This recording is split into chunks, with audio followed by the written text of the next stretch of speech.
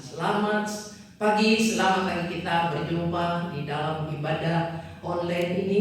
Tapi saya percaya Tuhan ada di tengah-tengah kita. Baik, mari kita akan menyanyikan pujian nyanyi Jika Tuhan Besertaku. Kita sama-sama menyanyi.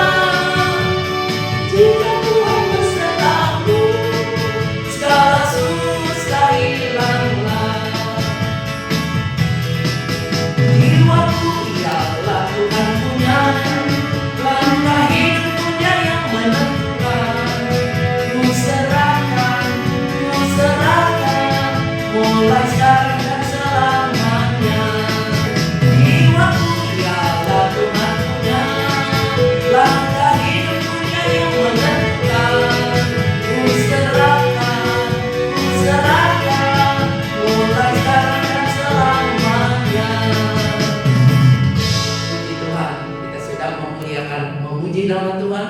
Saat ini kita akan mendengar firman Tuhan. Sebelum itu, mari kita akan nyanyikan satu pujian, Waktu Tuhan Tolong Saya.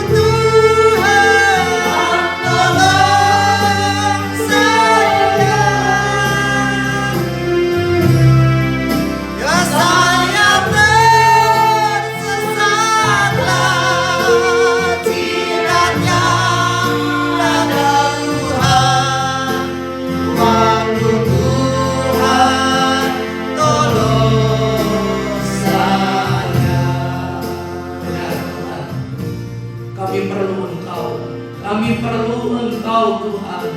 Engkau yang akan memberikan kekuatan bagi kami. Sebab pada saat ini ya Tuhan, kami membuka hati kami untuk menerima berkat firman-Mu. Tuhan, sucikan hati kami, pikiran kami, supaya kami benar-benar mengalami berkat daripada Allah, melimpah di dalam hidup kami. Karena itu Tuhan, kami mau serahkan semuanya ke dalam tangan-Mu. Mari Tuhan campur tangan, mengurapi hamba-Mu, mengurapi kami semua, supaya kami sama-sama menerima berkat dari Tuhan. Terima kasih Tuhan, terima kasih. Di dalam nama Yesus kami mau sambut firman-Mu. Haleluya, amin. Puji Tuhan saudaraku, mari kita Buka kitab kita di dalam Yakobus pasal 5 ayat yang ke-17. Yakobus 5 ayat 17. Demikian firman Tuhan. Elia adalah manusia biasa, sama seperti kita, dan ia telah bersungguh-sungguh berdoa supaya hujan jangan turun, dan hujan pun tidak turun di bumi selama 3 tahun dan 6 bulan. Puji Tuhan.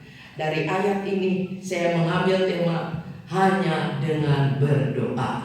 Haleluya. Kita lihat bagaimana Elia dia berdoa kepada Tuhan. Dia minta kepada Tuhan dan doanya dijawab oleh Tuhan. Saya percaya apabila kita berdoa dengan sungguh-sungguh, membuktikan bahwa dengan doa semua persoalan terselesaikan. Haleluya. Karena itulah kita lihat semua orang sekarang ini merasa prihatin ya, dengan keadaan dunia ini. Saya yakin semua prihatin dengan keadaan. Karena yang mana kita melihat musibah, bencana yang tidak dapat, sepertinya tidak dapat dihentikan. Dan bukan itu saja, tetapi penyakit juga melanda di dalam dunia ini. Juga kejahatan. Saya percaya tidak ada di dunia ini yang semuanya baik. Pasti ada kejahatan. Sepertinya tidak punah, tidak pernah berhenti menghantam kehidupan manusia. Sebab itu saudaraku, kita harus banyak kali kita harus kembali kepada Tuhan. Kita harus berserah kepada Tuhan. Kita harus berdoa kepada Tuhan. Karena Tuhan kita punya keyakinan kepada Tuhan. Tuhan pasti mendengar doa-doa yang dipanjatkan kehadiran Tuhan. Dan hanya Tuhan yang punya kuasa, yang sanggup menyelamatkan umat manusia yang ada di dalam dunia ini. Bila kita sebagai orang yang percaya, berdoa adalah napas hidup. Jadi saudaraku, jangan sampai kita tertinggal, jangan sampai kita malas untuk kita berdoa ya. Firman Tuhan dikatakan sekali lagi, bagi kita orang yang percaya, doa adalah napas hidup ya. Bila ada orang yang mengaku Kristen, nah ini, tapi nggak suka berdoa, bagaimana dikatakan artinya orang mati iman rohani kita. Sebab itu mari kita sebagai orang yang percaya kepada Tuhan, jangan lepas berdoa ya, jangan tinggalkan doa. Padahal doa adalah sumber, dikatakan, penyelesaian atas segala masalah yang kita hadapi. Haleluya. Karena itulah mari kita terus jangan tinggalkan doa ya. Mungkin kita berdoa di rumah kita masing-masing, maupun pagi, siang, sore ya, karena kita ada di rumah. Apa salahnya kalau kita berdoa? Ingat bagaimana kalau kita sungguh-sungguh berdoa kepada Tuhan, kita percaya kita akan menarik kehadiran Allah untuk memberikan jawaban atas doa kita. Sebab itu kita sekali lagi, hadirat Allah bila turun ya, sebesar apapun masalah yang kita hadapi, pasti Tuhan punya kuasa untuk sanggup menolong kita. Sebab itulah kita lihat ada banyak doa-doa yang dijawab oleh Tuhan. Kita melihat contoh Hizkia ditambah usianya 15 tahun. Kenapa? Karena doa ya. Yang harusnya dia harus mati, tetapi puji Tuhan, Tuhan tambahkan. Kenapa? Akibat dari doa yang sungguh-sungguh kepada Tuhan. Coba kita lihat dulu di dalam Yesaya supaya kita tidak salah. Yesaya pasal yang ke-38. Kita baca ayat yang ke-5. Pergilah dan katakanlah kepada Hizkia, beginilah firman Tuhan Allah Daud, bapa leluhurmu, telah kudengar doamu dan telah kulihat air matamu. Luar biasa. Jadi kalau kita berdoa jangan kering ya. Mari kita berdoa seperti seorang anak kecil. Kalau meminta sesuatu kepada orang tuanya, enggak mungkin cuma minta, enggak. Dia menangis, dia minta supaya diberi. Nah demikian juga Allah yang kita sembah. Bagaimana Hizkia yang harusnya dia mati, tetapi dia berdoa kepada Tuhan. Dia sambil menangis kepada Tuhan. Dan apa firman Tuhan dikatakan? Tuhan mendengar, ya. Tuhan tahu doanya. Tuhan tahu doa dengan air mata. Sebab itulah jangan kita sayang dengan air mata kita. Tuhan sudah berikan kepada kita air mata. Air mata itu jangan disimpan terus di dalam, bahaya. Tetapi kalau kita keluarkan, wah, saya percaya itu air mata. Firman Tuhan ditaruh di kirbatnya Allah. Puji Tuhan. Dan bukan itu saja, kita melihat lagi bagaimana Daniel, ya, Daniel dilepaskan dari gua singa. Secara manusia Daniel, ya, seorang anak muda yang harus dia menyembah, ya, kepada patung buatan manusia. Tetapi kita lihat Daniel, dia percaya hanya kepada Tuhan Yesus. Dia tidak mau untuk memindahkan iman percayanya kepada berhala. Karena itulah Daniel sungguh-sungguh berdoa kepada Tuhan. Coba kita lihat dulu di dalam Daniel pasal yang ke-6. Daniel pasal yang ke-6, kita baca ayat 11 dan 12. Daniel pasal 6 ayat 11 dan ayat 12. Demikian firman Tuhan. Daniel 6 ayat 11 sampai 12. Demi didengar Daniel bahwa surat perintah itu telah dibuat, pergilah ia ke rumahnya. Dalam kamar atasnya ada tingkap-tingkap yang terbuka ke arah Yerusalem. 3 kali sehari ia berlutut berdoa serta memuji Allahnya seperti yang dibiasakan dilakukannya. Lalu orang-orang itu bergegas masuk ke dalam dan mendapati Daniel sedang berdoa dan bermohon kepada Allahnya. Kita lihat secara manusia, Daniel diberikan waktu 1 bulan untuk dia berdoa kepada Tuhan. Ya, dia tidak buang waktunya yang diberikan oleh raja untuk dia menyembah. Tinggal ambil pilihan. Tetapi luar biasa, Daniel dia tetap berdoa. Firman Allah dikatakan 1 hari 3 kali berdoa. Bagaimana dengan kita? Bisakah kita berdoa 3 kali sehari? Harus bisa. Supaya apa? Terhindar dari segala kegelapan, terhindar dari virus-virus pada zaman ini, ya. Terhindar dari malapetaka yang terjadi di muka bumi ini. Dan saya percaya kemenangan telah terjadi kepada Daniel. Dan ternyata bagaimana waktu Daniel dibuang di gua singa, ya. Wah, luar biasa. Tuhan katup mulut daripada singa dan kaki tangan, karena kakinya itu atau tangannya itu buat jangkar, ya.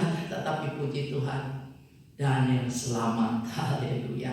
Itulah karena apa? Ada doa yang dinaikkan oleh Daniel, ya. Dan kita melihat lagi kepada di dalam perjanjian baru, yaitu ada Paulus dan Silas. Demikian juga kita lihat Paulus dan Silas terlepas dari penjara. Coba kita lihat dulu di dalam Kisah Para Rasul pasal yang ke-16 ayat 25 dan 26. Kisah Para Rasul 16 ayat 25 dan 26. Demikian firman Tuhan. Tetapi kira-kira tengah malam Paulus dan Silas berdoa dan menyanyikan puji-pujian kepada Allah, dan orang-orang hukuman lain mendengarkan mereka. Akan tetapi terjadilah gempa bumi yang hebat, sehingga sendi-sendi penjara itu goyah, dan seketika itu juga terbukalah semua pintu dan terlepaslah belenggu mereka semua. Coba bayangkan, secara manusia walaupun Paulus dan Silas, ya, dipenjarakan karena memberitakan Injil, ya. Tetapi kita lihat Paulus dan Silas, dia tidak lantas jadi mengeluh, tidak menjadi susah. Malah firman Allah kan dia memuji-muji Tuhan. Haleluya. Sebab itu saudara, di saat-saat ini mari di rumah kita bisa kita memuji-muji Tuhan. Bebas, ya, memuji Tuhan. Saya percaya banyak nyanyian yang sudah kita terima, puji-pujian, nyanyian-nyanyian yang lama, yang baru, ya. Saya paling senang yang lama ya, sebab rasanya masuk di dalam hati saya. Karena itu pada saat ini saya menyanyikan pujian yang lama semua. Rasanya segar gitu ya, membangkitkan iman dalam keadaan zaman sekarang ini. Sebab itu sekali lagi, jangan lepas dari berdoa. Jangan lepas untuk kita dapat memuji-muji Tuhan.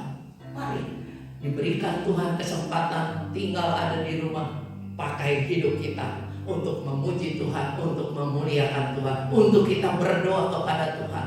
Bukan saja buat diri kita sendiri, tetapi kepada Tuhan, kepada bangsa kita yang saat ini sedang dilanda ya virus corona. Tapi puji Tuhan, saya percaya, kita yakin Tuhan tidak akan tinggalkan kita. Jadi kita lihat melalui doa semua persoalan kita dapat terselesaikan. Tadi saya sudah katakan, melalui doa dapat terselesaikan. Bagaimana dengan kita? Sudahkah kita berdoa? Apakah mungkin kita malas-malasan? Jangan. Mari kita tetap berdoa ya. Walaupun mungkin di rumah ada kesibukan yang lain yang datang kepada kita, tetapi kita ingat harus kita berdoa. Dan kita melihat di dalam Lukas pasal yang ke-18 ayat yang pertama dikatakan, Yesus mengatakan suatu perumpamaan kepada mereka untuk menegaskan bahwa mereka harus selalu berdoa dengan tidak jemu-jemu. Nah, inilah Tuhan yang minta jangan jemu untuk kita berdoa. Mari kita mau lakukan semuanya itu, sebab ini juga perintah Tuhan. Ingat, perintah Tuhan jangan dilanggar. Kalau kita melanggar, ada hukumnya. Sebab itu jangan kita mau dihukum ya. Sebab itu lakukanlah untuk kita melakukan apa yang Tuhan suruh, untuk berdoa ya. Dan bukan itu saja, tetapi kita lihat ayat yang ke-7 di dalam Lukas 18 ayat yang ke-7. Tidakkah Allah akan membenarkan orang-orang pilihannya yang siang malam berseru kepadanya, dan adakah ia mengulur-ulur waktu sebelum menolong mereka? Saya percaya tidak ya. Pasti Tuhan akan menolong kita. Pasti Tuhan akan menyelamatkan kita ya. Pada saat-saat ini kita penting untuk kita datang berdoa kepada Tuhan. Sebab saya percaya, sekali lagi, jangan jemu-jemu untuk kita melakukan apa yang diperintahkan oleh Tuhan. Sebab saya percaya Tuhan pasti akan memelihara hidup kita. Apalagi firman Tuhan di sini katakan, bagi setiap orang-orang pilihan Tuhan. Nah, saudara dan saya adalah orang-orang pilihan Tuhan. Firman Tuhan, Ia tidak akan mengulur-ulur waktu sebelum menolong mereka. Puji Tuhan. Jadi saatnya kita harus sungguh-sungguh di dalam kita berdoa. Tadi kita sudah melihat beberapa contoh dalam firman Tuhan ini.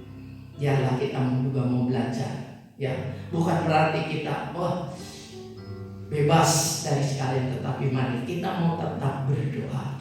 Utamakan bangsa kita, ya, juga negara kita, juga seluruh muka bumi kita doakan supaya ada doa-doa yang naik ke hadirat Tuhan.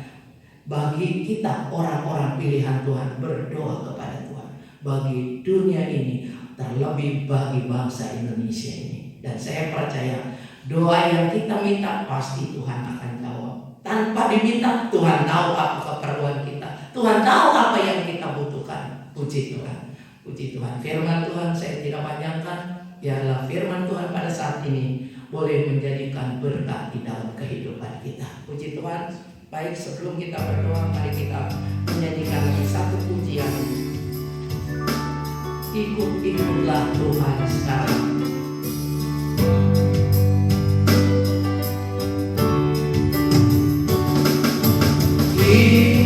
Ikut-ikutlah Tuhan sekarang. Ikutlah selamanya.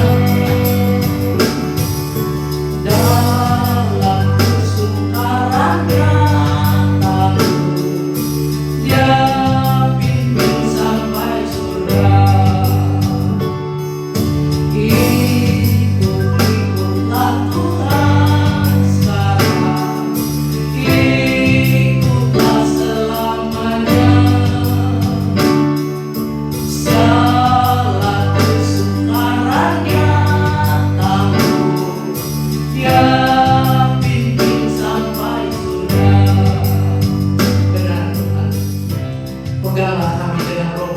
Tuntunlah dan ajarlah kami untuk terus mengikuti apa yang diperintahkan oleh Tuhan.